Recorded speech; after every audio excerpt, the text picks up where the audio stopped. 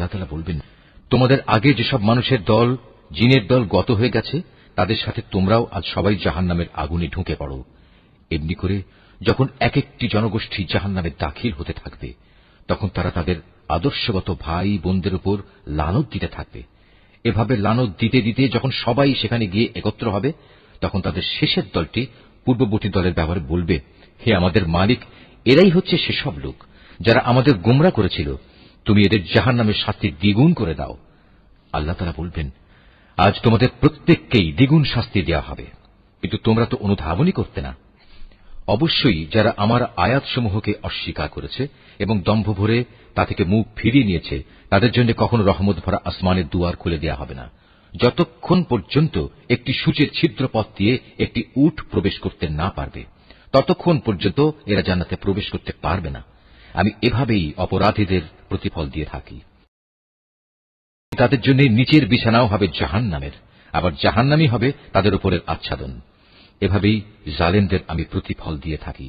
অপরদিকে যারা আমার উপর ঈমান এনেছে এবং নেক আমল করেছে, আমি তাদের কারো উপর তাদের সাধ্যের বাইরে দায়িত্বভার অর্পণ করি না। এই নেক লোকেরাই হচ্ছে জান্নাতের অধিবাসী, তারা সেখানে চিরদিন থাকবে। তাদের মনের ভেতর পরস্পরের বিরুদ্ধে যে ঘৃণা বিদ্বেষ লুকিয়েছিল, তা আমি সেদিন বের করে ফেলে দেব। তাদের জন্য নির্দিষ্ট জান্নাতের পাদদেশ দিয়ে ঝর্ণাধারা প্রবাহিত হবে। এসব দেখে তারা বলবে, সমস্ত প্রশংসা আল্লাহ তাআলার জন্য, যিনি আমাদের এ পুরস্কারের স্থানটি দেখিয়েছেন। আল্লাহ তাআলা আমাদের হেদায়েতের পথ না দেখালে আমরা নিজেরা কিছুতেই হেদায়েত পেতাম না। আমাদের মালিকের রসুলরা এক নির্ভুল বিধান নিয়ে এসেছিল।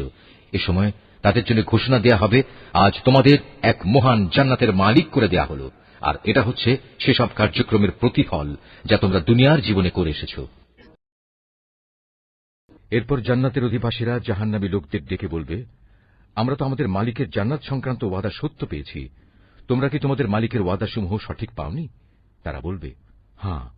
অতঃপর একজন ঘোষণাকারী এসে ঘোষণা করবে, জালেমদের উপর আল্লাহ তাআলা লানত হোক। যারা মানুষদের আল্লাহ তাআলার পথ থেকে বিরত রাখতে চাইত এবং শুধু বাঁকা পথ খুঁজে বেড়াত, আর তারা শেষ বিচারের দিনকেও অস্বীকার করত। জান্নাত ও জাহান্নাম উভয়ের মাঝে একটি দেয়াল থাকবে। এই দেয়ালের উঁচু স্থানের উপর থাকবে আর এক দলের কিছু লোক, যারা সেখানে আনিত প্রতিটি ব্যক্তিকে তাদের নিজ নিজ চিহ্ন অনুযায়ী চিনতে পারবে। তারা জান্নাতের অধিবাসীদের ডেকে বলবে, তোমাদের উপর শান্তি বর্ষিত হোক। এরা যদিও তখন পর্যন্ত জান্নাতে প্রবেশ করেনি, কিন্তু প্রতি মুহূর্তে এরা সেখানে প্রবেশ করার আগ্রহ পোষণ করছে। অতঃপর যখন তাদের দৃষ্টি জাহান্নামের অধিবাসীদের আযাবের দিকে ফিরিয়ে দেয়া হবে, তখন তারা বলবে, হে আমাদের মালিক, তুমি আমাদের